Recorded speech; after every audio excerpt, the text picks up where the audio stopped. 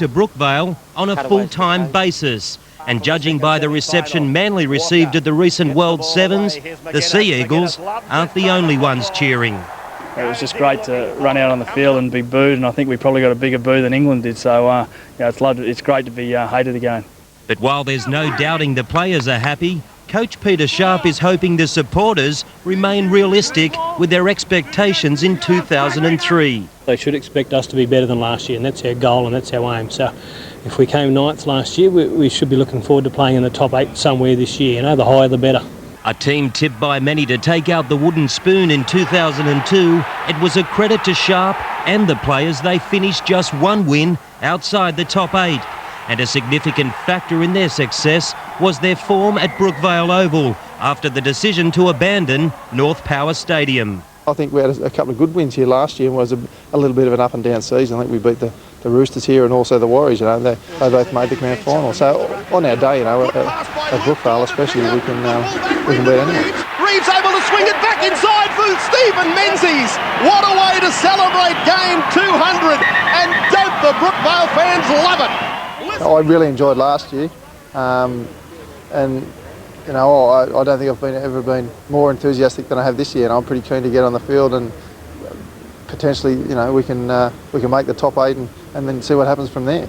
They've lost 8 players in total: Dunley, Kelly, Miles, Beckett, Forrester, Goddard, Wesley and Petherbridge have all gone, but on paper the gains more than make up for the losses.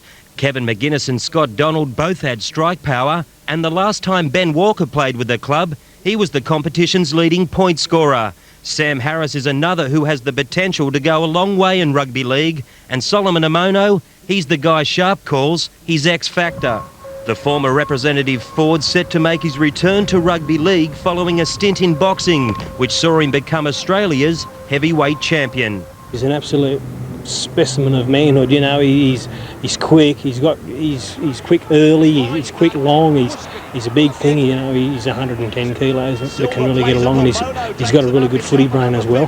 He knows about lines. He knows about defence, because he's played with some good clubs before, Manly here and Canterbury and a few others. So he knows a lot about footy as well. So if we can get him playing as well as I'd like to, he's going to be a magnificent bonus for us. Yeah, he's been away for a while, Solo, and we all know how well he can play. He's got a great defensive technique, and he's also very tough to tackle as well. So yeah, we're looking for a big year from Solo, and if he straightens a few blokes out this year, it'll be nice to see.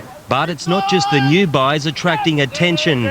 John Hopewadi returned to his best in 2002 after the dramas which saw him sacked by the West Tigers. I'm just hoping Hopper's going to get better than last year. You know, that's the challenge we've set him to be a little bit better than how he played last year, which will be an enormous ask because he was enormous last year. But, you know, he's become a leader in our side. You know, he's one of the elder statesmen, and he's been around for a long time, played a lot of footy, and he's really stepping up to the plate as far as leadership goes. But while the likes of Menzies and Hopewadi provide experience, Sharp believes the emerging stars hold the key to Manly's future.